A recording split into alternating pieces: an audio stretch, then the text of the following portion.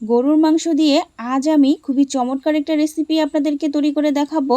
শুধুমাত্র 5 পিস মাংস দিয়ে পরিবারের সবার জন্য তৃপ্তি করে খাওয়ার মতো একটা রেসিপি। আর এটা গরম গরম ভাতের সাথে খেতে তো এক কথায় অমৃত। আর যারা গরুর মাংস দিয়ে নতুন কিছু বানাতে চাচ্ছেন তারা অবশ্যই এটা ট্রাই করে দেখতে পারেন। আমার কাছে ভীষণ ভালো লেগেছে, তাই আপনাদের সাথে শেয়ার করলাম। আশা করছি আপনাদেরও খুবই ভালো লাগবে। তো প্রথমে এখানে আমি 1 কাপ মাংস নিয়ে নিয়েছি, আর মাংসগুলোকে আমি ছোট ছোট কিউব করে কেটে নিয়েছি। এখানে আমি সলিড মাংসটা নিয়েছি, আপনারা চাইলে এখানে চর্বি সহ বা হাড় সহ নিয়ে নিতে পারেন। আর নিয়েছি 1 কাপ আলু, আলুগুলোকে আমি ছোট ছোট কিউব করে কেটে নিয়েছি। এখন দিয়ে দিব 4টা দারচিনি, 2টা এলাচ আর 2টা লং, আর মাঝখান থেকে 2টা তেজপাতা ছিঁড়ে দিয়ে দিয়েছি। 1 টেবিল চামচ হলুদ গুঁড়া, 1 টেবিল চামচ হচ্ছে মরিচ গুঁড়া, আর 1 টেবিল চামচ পরিমাণ হচ্ছে জিরা গুঁড়া, আর 1 টেবিল চামচ হচ্ছে ধনিয়া গুঁড়া। এখন দিয়ে দিলাম হাফ টেবিল চামচ পরিমাণ হচ্ছে আদা বাটা, 1 টেবিল চামচ হচ্ছে রসুন বাটা, 1 টেবিল চামচ হচ্ছে জিরা বাটা।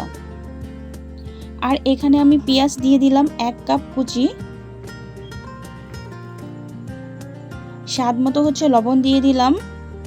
এখন দিয়ে দিব এখানে রিফাইন্ড অয়েল, সয়াবিন তেল। তো আমার সব ইনগ্রিডিয়েন্টস দেওয়া হয়ে গিয়েছে। এখন আমি হাত দিয়ে ভালো করে ম্যারিনেট করে নিব, মানে মাংসটাকে আমি ভালো করে মেখে নিব। আর এই কাজটি কিন্তু একটু সময় নিয়ে করতে হবে, যেন মশলার সাথে মাংসগুলো যেন সুন্দর মতো মিশে যায়, তাহলে মাংসটা খেতে কিন্তু খুবই ভালো লাগে। তো আমি হাত দিয়ে সুন্দর করে ভালো করে মিশিয়ে নিচ্ছি। আর আপনারা চাইলে কিন্তু এটা কষিয়েও রান্না করে নিতে পারেন, তবে আমি এইভাবেই আজকে মাংসটাকে মাখিয়ে রান্না করব। তো আমার আম্মু বলে এইভাবে হাতে মাখানো মাংস নাকি খুবই টেস্ট হয়। আসলে এভাবে যদি মাংস রান্না করে স্বাদ ও ফ্লেভার মনে হয় দ্বিগুণ বেড়ে যায়। তো অলমোস্ট মাংসটা কিন্তু আমার ম্যারিনেট করা হয়ে গিয়েছে। তো এটা হচ্ছে এখন আমি রান্নার জন্য চলে যাব। তো আমার হাতে কিন্তু সময় কম, এজন্য আমি রেস্টে রাখতে পারিনি।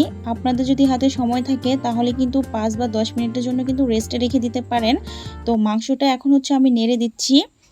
এ পর্যায়ে আমি কিন্তু কোনো রকমের পানি অ্যাড করব না। মাংস থেকে যে পানিটা বের হবে আমি ওটা দিয়েই হচ্ছে মাংসটাকে সুন্দর করে কষিয়ে নিব।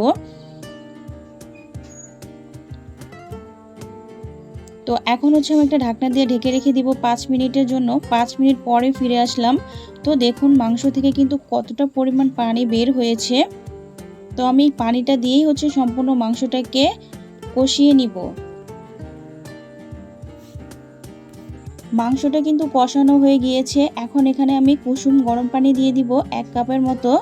তো মাংসটা কিন্তু আমি শুকনো শুকনো করে রান্না করব, এজন্য পানির পরিমাণটা কিন্তু আমি খুবই কম দিয়েছি।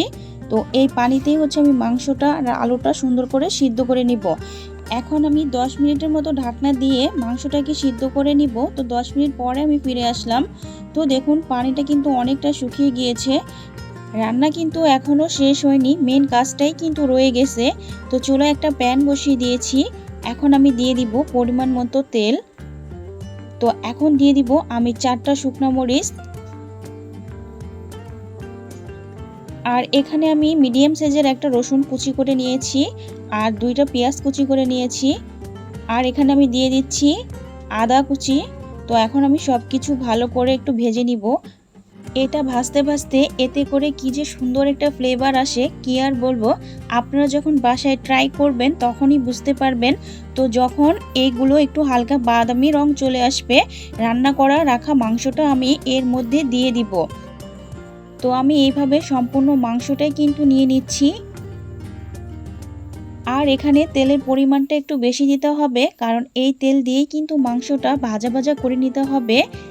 এই মাংসটা যত তেলে ভাজা ভাজা করে নিচ্ছি, রসুন আর শুকনা মরিচ কি যে সুন্দর একটা ফ্লেভার বের হচ্ছিল কি আর বলবো। আর এই রান্নাটা কিন্তু আমি একদম সহজ ও সিম্পলভাবে আপনাদের সাথে দেখানোর চেষ্টা করেছি। তো আমি আর 2 থেকে 3 মিনিটের মতো মাংসটাকে রান্না করে নিব। তো আমার রান্না কিন্তু প্রায় শেষের দিকে, খাওয়ার জন্য কিন্তু একদমই রেডি। এখন এটাকে নামিয়ে আমি প্লেটে গরম গরম পরিবেশন করে নিব। আর কালারটা দেখুন কতটা সুন্দর এসেছে, মাশাআল্লাহ, দেখেই বোঝা যাচ্ছে কতটা মজার হয়েছে, তাই না?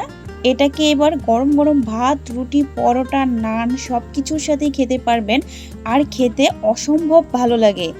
তো যারা গরুর মাংস দিয়ে নতুন কিছু বানাতে চাচ্ছেন তারা অবশ্যই বাসায় ট্রাই করে দেখতে পারেন। গরুর মাংস তো এমনিতেই খেতে অনেক বেশি সুস্বাদু, তার মধ্যে এরকম একটা রেসিপি তাহলে তো সোনায় সুহাগা। তো আমার কাছে এটা অনেক বেশি ভালো লেগেছে, তাই আপনাদের সাথে রেসিপিটি শেয়ার করলাম।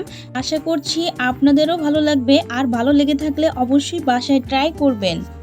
আর আপনাদের এটাও কেমন হয়েছে তাও অবশ্যই আপনারা কমেন্ট করে জানাবেন। তো রেসিপিটি আজ এই পর্যন্ত। সবাই ভালো থাকবেন, সুস্থ থাকবেন। ওকে, আল্লাহ হাফেজ, ধন্যবাদ।